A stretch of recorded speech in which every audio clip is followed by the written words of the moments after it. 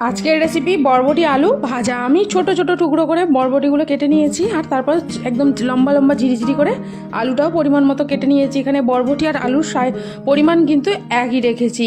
দেখো একদম সরু করে কেটে নিয়েছি। আর ঝালের জন্য বেশ কয়েকটা কাঁচা লঙ্কা, আর আমি এদিকে পেঁয়াজ কুচিয়ে নিয়েছি। কড়া গরম হয়ে গেছে, আমি একটু বেশ খানিকটা তেল দিয়ে দিলাম, সর্ষের তেল। রান্নাটার জন্য যেহেতু আলু আর বরবটি ভাজবো, সেই জন্য কিন্তু সর্ষের তেলটা একটু বেশি লাগছে। আমি এখানে একটু সামান্য পাঁচফোড়ন দিয়ে দিলাম, আর একটুখানি কালো জিরে সামান্য একদম অল্প অল্প করে একটু ছিটিয়ে দিলাম। আর এদিকে ঝালের জন্য আমি চেরা কাঁচা লঙ্কাগুলোকে দিয়ে দিয়েছি, একটু ঝাল ঝাল করব আর একটু মিষ্টি হালকা থাকবে, তো সেই জন্য আমি এবার এটাকে ভালো করে কয়েক সেকেন্ডের জন্য একটুখানি নাড়াচাড়া করে নেব। দেখো আজকে আমি ঝালের জন্য কিন্তু বেশ কয়েকটা লঙ্কা দিয়েছি। তোমরা যদি ঝাল না খাও সেক্ষেত্রে লঙ্কা ছাড়াও করতে পারো, বা একটা দুটো কাঁচা লঙ্কা দিয়েও করতে পারো। এবার আমি এদিকে যে বরবটিগুলো কুচিয়ে রেখেছিলাম সেইগুলোকে আমি দিয়ে দিলাম। এখানে বরবটিটা আমি ছোটো ছোটো করে কেটে নিয়েছি, আর আলুগুলোকে লম্বা লম্বা সাইজের করে কেটে নিয়েছি। আলুটাও দিয়ে দিলাম কড়ার মধ্যে। এবার এটাকে ভালো করে একটুখানি নাড়াচাড়া একটু খুন্তি দিয়ে করে নেব। আর এখানে গ্যাসের ফ্লেমটা আমি একটুখানি মিডিয়ামে আঁচে রেখেই আমি কিন্তু করছি। এবার আমি দিয়ে দিলাম পরিমাণ মতো লবণ।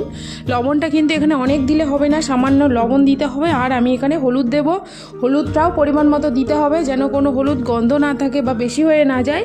মোটামুটি একটু হলুদ যেমন দেয়। আর একটুখানি সামান্য জিরে গুঁড়ো দিয়ে দিচ্ছি, আর কিছু দেওয়ার নেই, শুধু নুন আর হলুদ আর জিরে গুঁড়ো দিয়েই আমি কিন্তু আজকে যে একদম একদম শুকনো শুকনো যে বরবটি আলু ভাজা হয়, তো সেইটাই তোমাদের সাথে করে দেখাবো।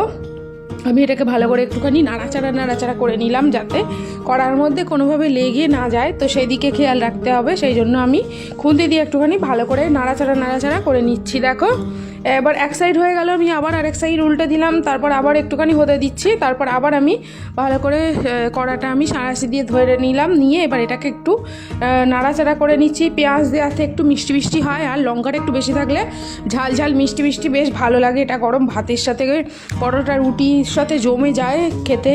এই দুপুরবেলা এই শুকনো শুকনো বরবটি আলু ভাজা রেসিপি না দারুণ লাগে। এটা আর একটুখানি ভাজা করতে হবে।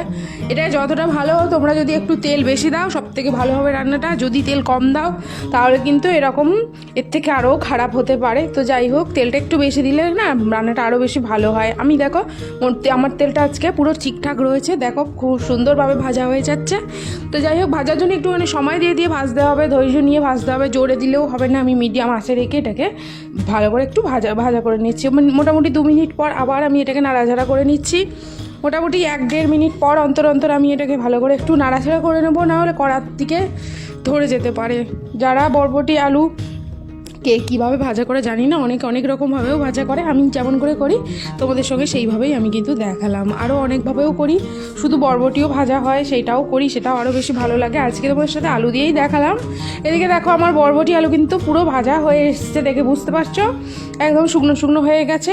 আর খুব সুন্দরভাবে বরবটিগুলো যে মানে আর কি পরিমাণে অনেকটা ছিল, তো একদম ছোট হয়ে গেছে, পরিমাণ কমে গেছে। আলু আর বরবটির পরিমাণটাও কমে গেছে, আমার হয়ে গেছে। এবার ওটা নামিয়ে নেব, আর কিছু দেওয়ার নেই। আমি এখানে একটা প্লেটের মধ্যে বরবটি আলু ভাজা যেটা করলাম, সেটা শুকনো শুকনো বরবটি আলু ভাজার রেসিপি কেমন লাগলো? যদি ভালো লেগে থাকে অবশ্যই একটা লাইক করো, কমেন্ট করে শেয়ার করো। কালকে ট্রাই করছো তো, কারা কারা ট্রাই করছো বরবটি আলু এই ভাজা?